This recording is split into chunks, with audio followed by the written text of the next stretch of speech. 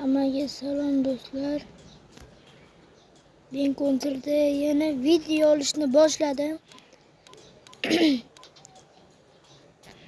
Tomog'im bo'g'ilib yotibdi.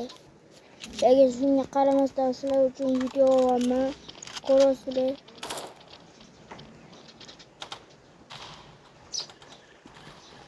Mayli, endi videoni o'qiymiz. Instagram oldiramiz.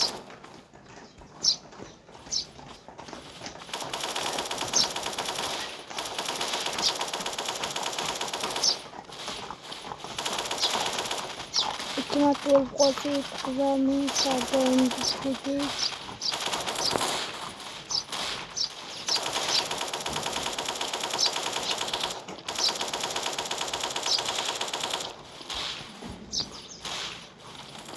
Sözler tüm oturgan kamerayla burası tamam boğuluyor çıkıyor.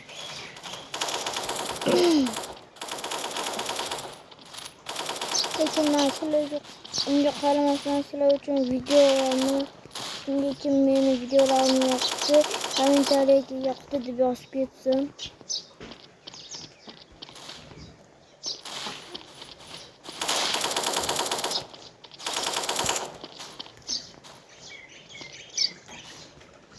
Kimga mana shu konsertda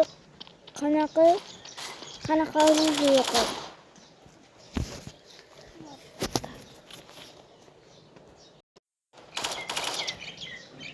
Uzun do'stlar.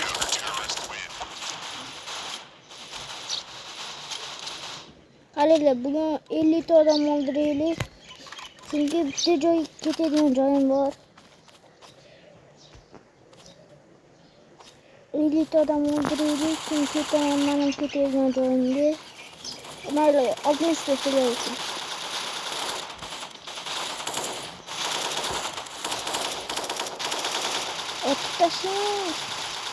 Otda hayvanlı yegendi. Kameradan bitta narsani so'rab qolmoqchiman. Iltimos sizlardan 20 ta bo'ling. Agar 20 ta bo'lsam, bundan ham qiziqroq videolar olishga harakat qilaman. Buning uchun qanaqa qiziqarli video desanglar 20 ta bo'lganimda sizlarga ko'rsataman. 42 ta odam o'ldirdik.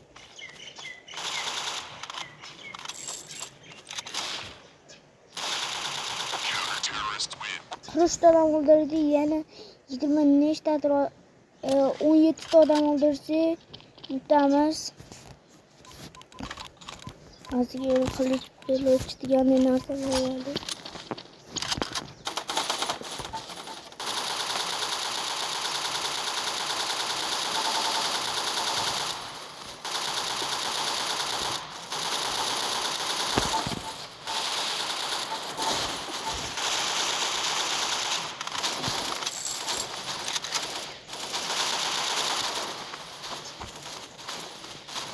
Kırk adam öldürdü. Gelmişine biraz kuyudan bulup kaldı. Ne geldi?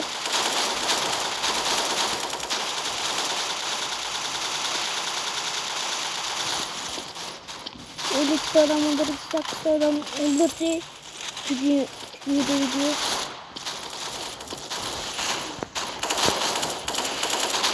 Hemen bir başladı.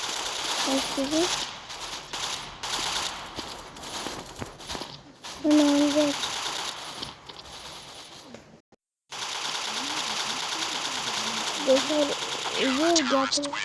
Hammaga xayr, men 60 ta odam o'ldirdim. Keyingi videolarda ko'rishguncha hammaga xayr.